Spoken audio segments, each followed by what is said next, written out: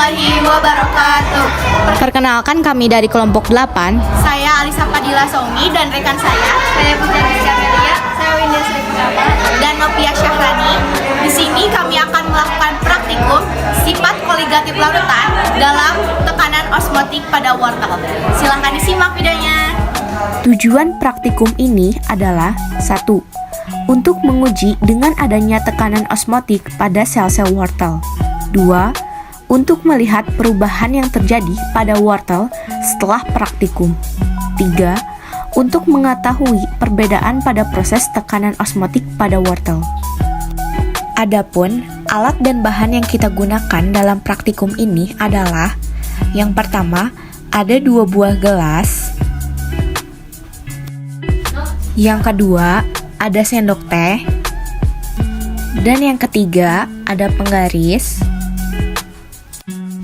Kemudian bahannya ada 2 buah wortel, ada garam 1 bungkus, dan siapkan air sesuai takaran yaitu 150 ml. Selanjutnya adalah langkah kerja. Yang pertama adalah potong wortel dengan ukuran yang sama. Ukur wortel dengan ukuran 4 cm dan lebar 2,5 cm. Langkah selanjutnya adalah masukkan 3 sendok garam ke dalam gelas yang berisi air.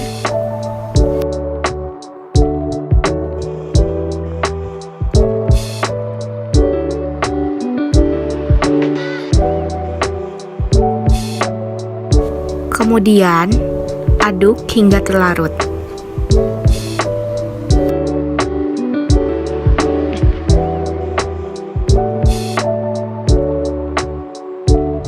Selanjutnya, wortel dimasukkan ke dalam gelas yang berisi air garam dan gelas yang berisi air biasa.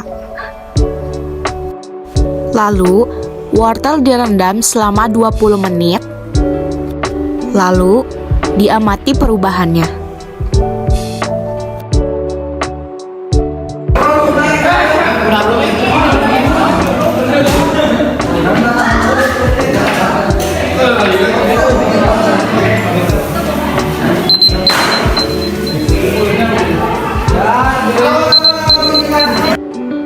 Hasil wortel dalam air garam setelah diukur panjangnya kurang dari 4 cm atau menyusut sedikit dan tekstur menjadi lebih lunak.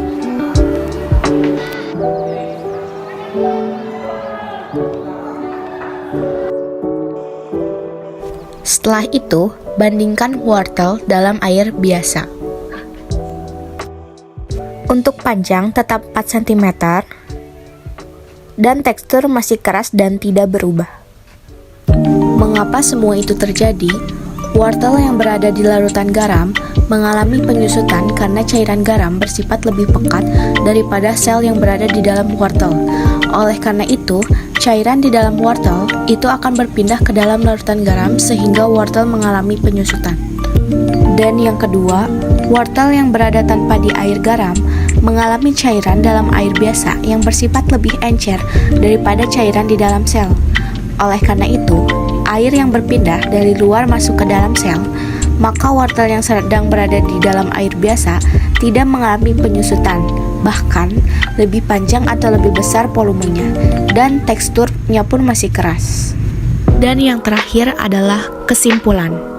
Konsentrasi yang dimiliki oleh setiap jenis bahan memiliki tekanan osmotik masing-masing. Pada percobaan ini, terdapat perbedaan pada masing-masing bahan yang disebabkan adanya aktivitas sel yang di dalamnya, sehingga memiliki kemampuan osmosis sendiri-sendiri, sesuai dengan konsentrasi larutan yang dimilikinya.